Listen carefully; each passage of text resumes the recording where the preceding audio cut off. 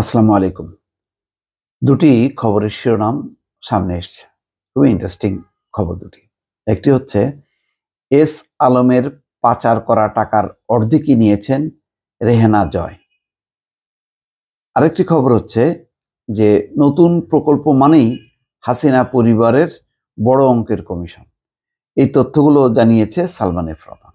Salman F Rahman আর S Alam সবাই জানে যে এটি হাসিনা পরিবারের খুবই একটা পার্ট বা কলিজা দুইটা অংশ থাকে। তো একদিকে যদি সালমান এফ রহমান থাকে, আরেকদিকে হচ্ছে এস আলম।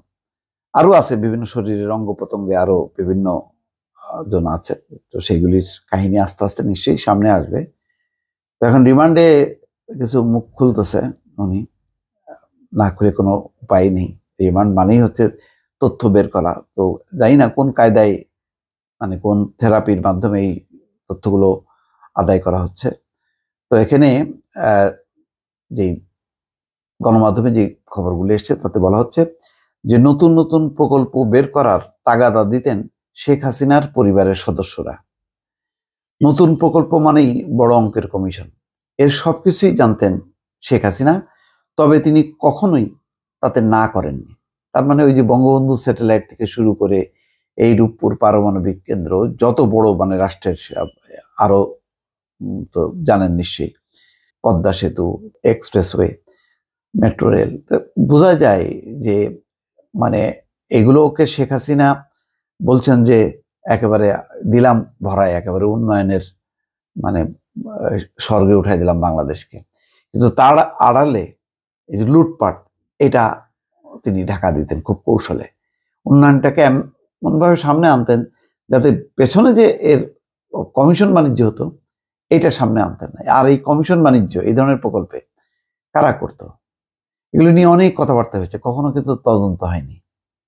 বরং তদন্তকে কিভাবে নির্মমভাবে ধামাচাপা দিতে হয়, তার বিরুদ্ধে দাঁড়াতে হয়, সেটা পদ্মা সেতুর ক্ষেত্রে সেটি তিনি দেখিয়েছেন। সেখানে ডক্টর ইউনূসকে মানে অভিযুক্ত করা, বিএনপিকে অভিযুক্ত করা, অনেক কিছু করেছে। যাই হোক, রিমান্ডে নতুন নতুন তথ্য দিচ্ছেন এই সালমান এফ রহমান। সেখানে শেখ হাসিনা ক্ষমতায় থাকাকালে এস আলম প্রায় 1.5 লাখ কোটি টাকা পাচারের তথ্য উঠে এসেছে। পাচারের অর্ধেক টাকা শেখ হাসিনা ও হাসিনার ছেলে সজীব ওয়াজেদ জয়কে দেওয়া হয়েছে বলে জানিয়েছেন সালমান এফ রহমান যুগান্তরের প্রতিবেদনে। তার মানে শেখ রেহেনা নিজে ডিল করেছেন, আর হচ্ছে হাসিনার ছেলে সজীব ওয়াজেদ জয়। সালমান এফ রহমানের বরাত দিয়ে তদন্ত সংশ্লিষ্ট সূত্র বলছে এস আলমের মাধ্যমে দেশ থেকে পাচার হওয়া 1.5 লাখ কোটি টাকার অর্ধেকই শেখ রেহেনা এবং সজীব ওয়াজেদ জয়কে দেওয়া হয়েছে। বাংলাদেশ ব্যাংকের তৎকালীন গভর্নর আব্দুর রউফ তালুকদারের সরাসরি তত্ত্বাবধানে এসব অনিয়ম হয়। চিন্তা করেন অবস্থা। তার মানে এই 1.5 লাখ কোটি টাকা শেষ সময় ভাগবটারা হয়েছে। তবে এসব বিষয়ে কেউ কথা বলার সাহস পাননি। কেবল অর্থ পাচার নয়, দেশের ইস্টার্ন রিফাইনারি চিনি কল হাতিয়ে নিলেও এস আলমের বিষয়ে সবাই নীরব ছিলেন। আমরা তো দেখলাম ইসলামী ব্যাংকের ব্যাপারে যখন দেখি ডেইলি স্টার রিপোর্ট করলো যে এস আলমের সিঙ্গাপুরের সাম্রাজ্য নিয়ে, এবং এই টাকা যে কিভাবে গেল বাংলাদেশ ব্যাংকে কোনো তথ্য নেই।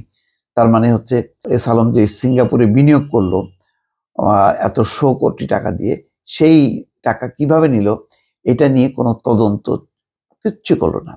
ইসলামী ব্যাংক নিয়ে কিভাবে জালিয়াতি হলো এটার ব্যাপারেও শেখ হাসিনা নীরব, অথচ অন্যান্য ছোটখাটো বিষয় নিয়ে সারাক্ষণ ওনার মুখ বাঁচতে থাকে, কিন্তু এইসব বিষয়গুলো উনি চুপচাপ থাকলেন, কোনো কথা নেই। বরং উচ্চ আদালত দিয়ে এই যে এনায়েতুর রহিম, উনি নির্বাচন পর্যন্ত এটা স্থগিত করলেন তদন্ত। চিন্তা করেন তাহলে, সব কিছু ছিল তাদের হাতের মুঠায়। গ্রেপ্তারের পর থেকেই ঢাকা মহানগর গোয়েন্দা পুলিশের হেফাজতে রয়েছেন সালমান এফ রহমান।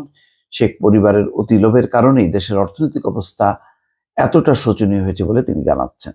তাতে সবসময় সায় দিতেন সরকারের শীর্ষস্থানীয় কিছু ব্যক্তি। শেখ হাসিনাকে বোঝাতে গিয়ে অনেকে ছিটকে পড়েছেন, কারণ তিনি সবসময় তার নিজের সিদ্ধান্তে অটল থাকতেন বলে জানান সালমান এফ রহমান। তদন্ত সূত্র বলছে যে রাষ্ট্রায়ত্ত জনতা ব্যাংককে লুটপাটের জন্য বেছে নিয়েছিলেন সালমান এফ রহমান।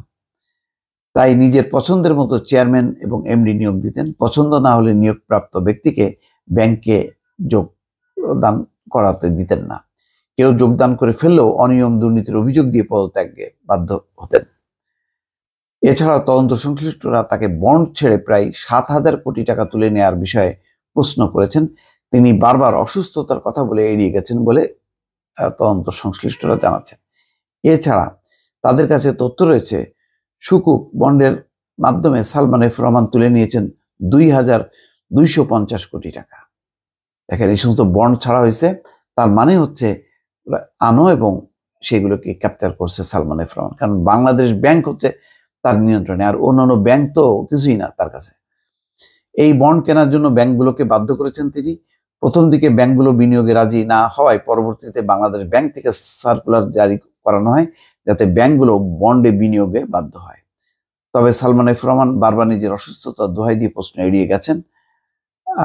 গত 13ই আগস্ট তিনি আটক হন এবং আজকে তো দেখলেন খুব নাটকীয় ভোর 6টার সময় আদালতে নেওয়া হয়েছে। 7টার মধ্যে রিমান্ড দিয়ে আবার ডিবিতে পাঠানো হয়েছে, যাতে এই 6টা থেকে 7টা এই সময় যাতে আদালতে ভিড়ভাট্টা না হয় এবং ডিম থেরাপি শিকার না হইতে হয়। এই হচ্ছে পরিস্থিতি। দেখা যাক, আমরা আরো নিশ্চয়ই তথ্য জানবো। এর মধ্যে দেবপ্রিয় ভট্টাচার্যকে দিয়ে একটা কমিটি গঠন করা হয়েছে, খুব শক্তিশালী কমিটি। তারা গত 15 বছরের আর্থিক অনিয়ম দুর্নীতি সেগুলো তদন্ত করবে এবং প্রকাশ করবে। অনেক কিছুই দর্শক জানতে পারবেন। 15 বছরের অনিয়ম মানে এটা যে কতকাল ধরে আমরা শুনতে থাকবো বিভিন্ন বিষয়ে, আল্লাহ জানেন। ভালো থাকবেন। আল্লাহ হাফেজ।